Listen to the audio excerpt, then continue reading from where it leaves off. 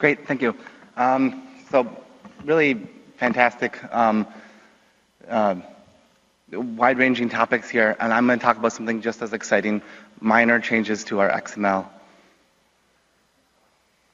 So this is, at the trainings I didn't really get a chance, there's not, these changes appear in the release notes, but I think they get missed. When I come to the conference, I frequently hear, oh, we can do this now? So I just want to do a talk where I just briefly talk about things that have changed from a sort of practical perspective for tool developers. So in 1604, the biggest change in the tool framework is that you can now annotate a profile version for the tools. So you can say, as of 1604, you can say this is a tool that needs to run in Galaxy 1604 or later. And the biggest change we did here is that now we know that it's not a tool that needs backward compatibility. So we can change a bunch of things about Galaxy's default behavior for tools. For instance, we now enable set E by default on the job script that Galaxy runs. This means that if any of your tool's sub-steps fail, the job is going to fail. So if you are indexing and then mapping, if the index fails, the mapping will fail, the whole job will fail. Before you might get, it was very easy to get a sort of green box that was empty because some part of the tool failed and it wasn't keeping track of things properly. We now use exit code by default for these kinds of tools for error detection. So no more, SDIO block as has been sort of best practice. The best practice is baked into the default format now for these newer tools. We removed a bunch of older and sort of buggy features.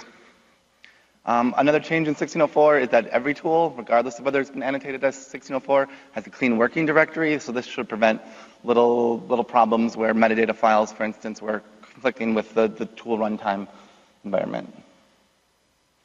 Stepping back, 1601, the IUC talk mentioned this briefly, but there's now conda support for tools. So if you have these requirements tags in Galaxy, you can easily configure Galaxy to sort of say that requirement fastqc there. Probably corresponds to a package on bioconda, so we will install fastqc at this version from bioconda. This can be set up to done automatically. I think that was the biggest change in 1601 to tools. Toolboxes, also in 1601, can have labels. You can monitor the toolbox. So by default now, Galaxy's toolconf.xml will be monitored by Galaxy. So if you add or remove tools, that should just sort of happen in the sidebar. No more need to reload. That toolbox can be YAML now. Back to the tweet about YAMLing all the things. It's also possible to sort of take all of the inputs to the tool and get a JSON blob out of them. So if you have a wrapper script that sort of needs to do advanced processing on the tool, such as probably this would be good. It needs a little bit of work, but it could make a lot of sense for the Circos tool, for instance. Smaller changes to data set collections. All of these, these slides are sort of automatically generated from Planimo's documentation, so you can go sort of dig into the details if you'd like. We've upgraded collections. We continue to make small progress there. If you have tools that generate HTML output, it's now possible, thanks to Danon's work, to have a whitelist of those tool IDs. So to just sort of enable JavaScript and stuff in those tools that you consider trustworthy. Tool macros can be parameterized. I'll let you read about that, but if you find macros useful, but you want to tweak little parts inside the macros, you can do that now in tool XML and in the job comp XML.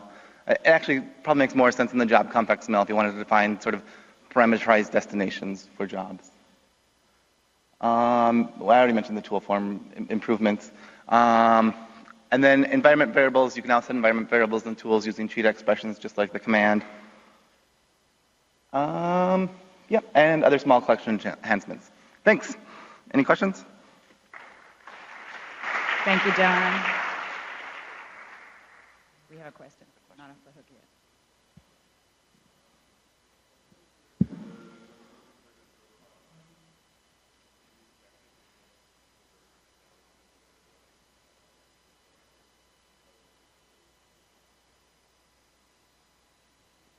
Yes, we check it, and then we print a message to the log that no one will ever see. So we do need to do a better job there. At least now we have a mechanism to like when you go to install the tool, you should probably get an indication from the tool shed that you need to do an upgrade. We're not quite there yet. There is a message in the log though, so. Yeah. Thanks everyone. Thank you.